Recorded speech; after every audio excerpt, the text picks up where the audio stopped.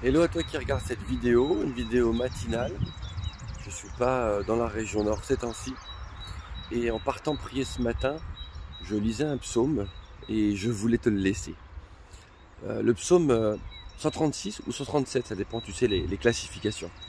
Qui dit ceci: à Babylone, assis au bord des fleuves, c'est le peuple de Dieu qui parle. C'est ce peuple qui écrit au travers de ce texte son cœur, ce cri du cœur. Assis au bord des fleuves à Babylone, nous pleurions en évoquant Sion. Je te le lis, c'est juste en dessous là.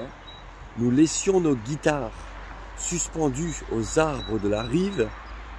Et là, ceux qui nous avaient déportés osaient nous réclamer des cantiques.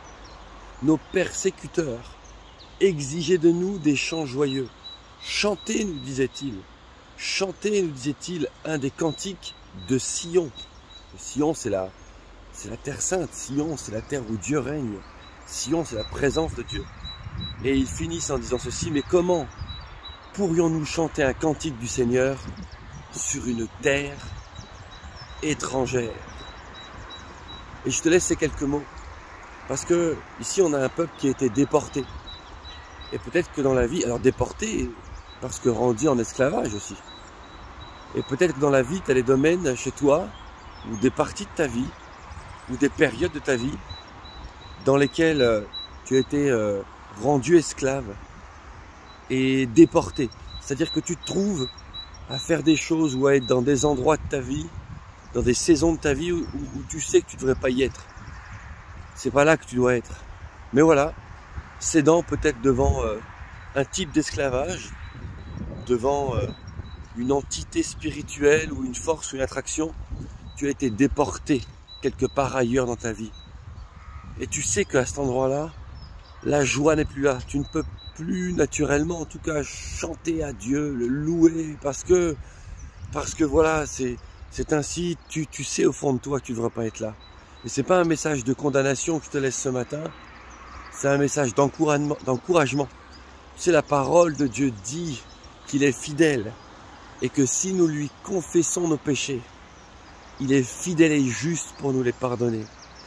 Le psaume ici que je te lis, donc selon la classification 136 ou 137, est suivi du 138, bien sûr, hein, c'est ce que je dis, c'est logique. Et qui dit, tu vois, Seigneur, tu me connaissais alors que tu me tissais dans le ventre de ma mère. Tu sais tout de moi, tu sais quand je me lève, quand je me couche, tu sais tout de moi. Lis la suite de ces psaumes, les plusieurs chapitres. Dieu sait tout. Alors je te laisse ce message tôt ce matin. Je t'encourage, reprends-toi et relocalise-toi dans la présence de Dieu.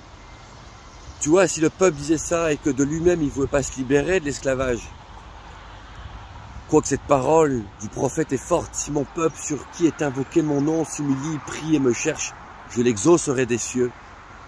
Mais toi, je veux te dire, alors que je parle à un enfant de Dieu, toi, eh bien, en Jésus-Christ, tu as été libéré de l'esclavage, de la pression, de l'oppression, du péché.